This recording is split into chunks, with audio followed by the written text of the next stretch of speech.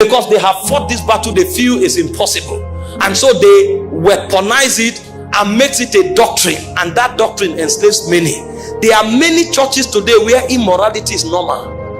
If a man will be used of God and remain relevant with God, one area of battle he must win is the area of purity. And people don't graduate from it. It is a kind of warfare called the battle of attrition. The way the devil fights it is not just to fall you, it's to weary you until you give up. Because it's not just about falling. You can fall and rise 7 times. So long as you still believe you can be pure, the devil knows he has not won the battle. So it's not that you fornicated or you didn't fornicate. The idea is actually not to fornicate, but most importantly is to come to the point where you tell yourself, I can live holy, I can live pure in a perverse generation. Because what the devil wants to achieve, and the reason why you fall every 3 months, is to get you to the point where you give up and say, Omo, this thing no dey possible. And then you even start suspecting that there is nobody who is truly pure, that everybody is just acting. The devil brings you to that defeatist mentality where you think and assume that it's impossible to live pure. And because of that, you now create a new doctrine. God accepts you as you are.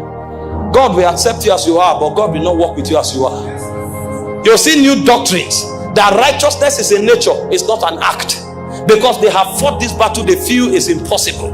And so they weaponize it and makes it a doctrine, and that doctrine enslaves many. There are many churches today where immorality is normal. In fact, there is a system of managing it. If you come, you can point at many who are living in it. Pastor is managing it. In fact, there are many quarters today where cohabiting is natural. They feel it's a normal thing. It's a normal thing to just, a boy can just move into the house with a lady, or a lady move in with a boy, and they are living like husbands and wife, and it means nothing to them. It's normal. When you are going to minister, nobody is holy. All you need to do is just to ask God for mercy, because all of us, we are work in progress. And so they legitimize iniquity. Today we have thrown morality to the gutters. Look at scriptures and find out men who captains the move of God. The Bible spoke concerning Joseph in Genesis 39 verse 9.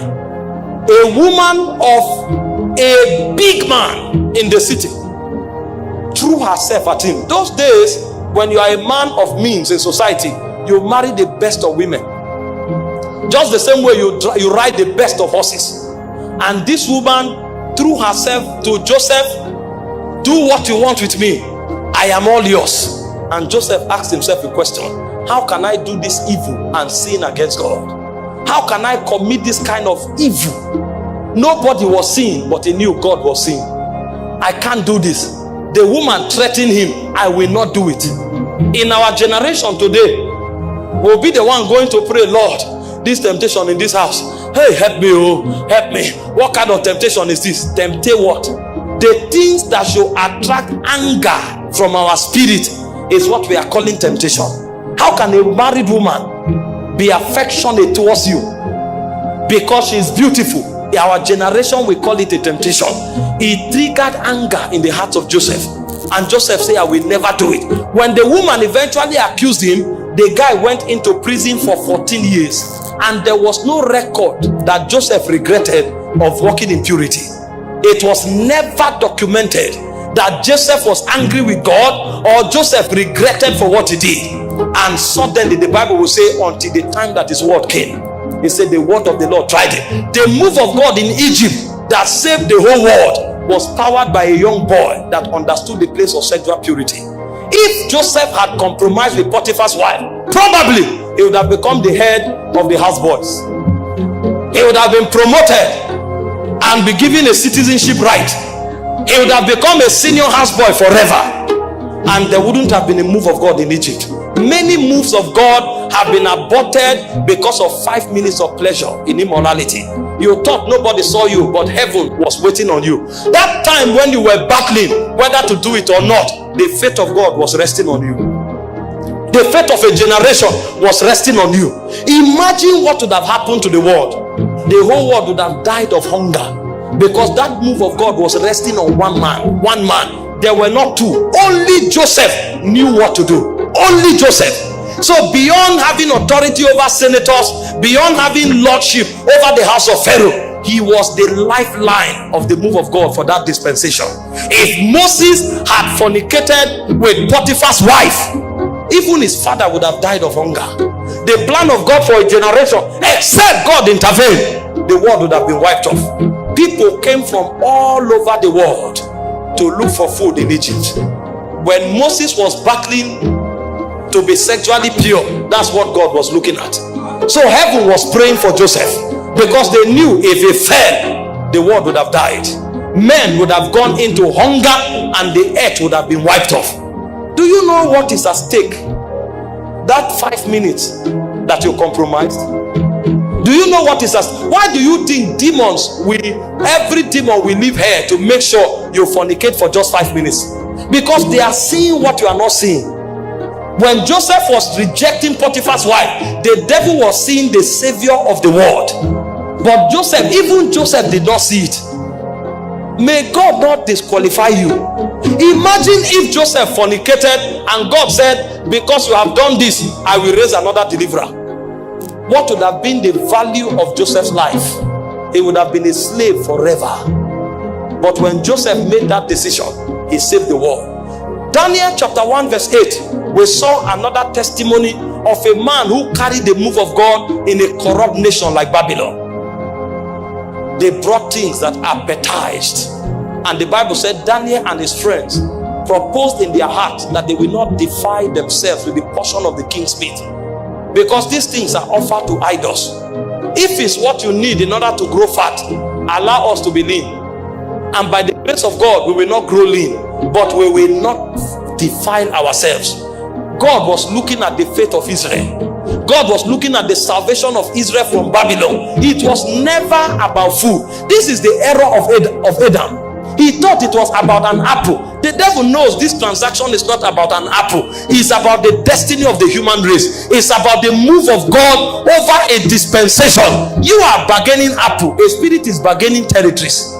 You are bargaining apple. A spirit is bargaining the destiny of millions. Who told you it's an apple? You think the devil will come to you to strike a bargain with you about an apple?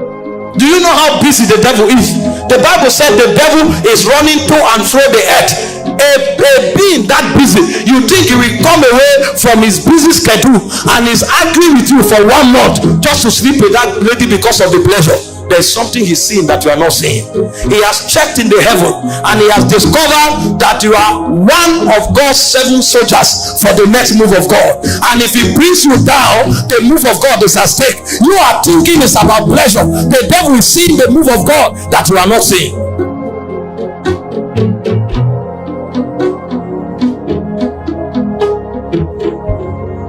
May God open our eyes to see what we represent in the move of God. Some of you who are sitting here now, you don't even have food to eat, but in the next 5 years you are the one to supply food to Christians in Gombe, and you didn't know it's part of your agenda, because when the move of God starts, there will be a need for somebody to man the gate of supplies, and you are the one heaven has chosen. And the devil have seen that if you are not there, many will die of starvation, and he has come 7 years before and projected an agent before you. The boy comes with a well-carved BS.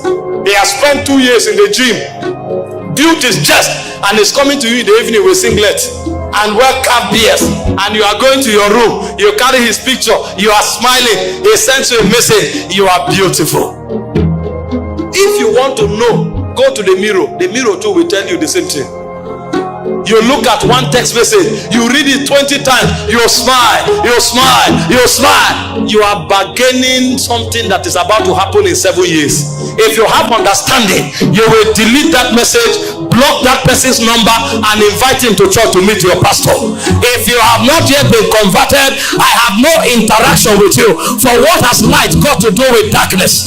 What has light got to do with darkness? I have no business with you except as you are converted. Because I know my purity is not just because I love to be pure, it's because the move of God depends on it.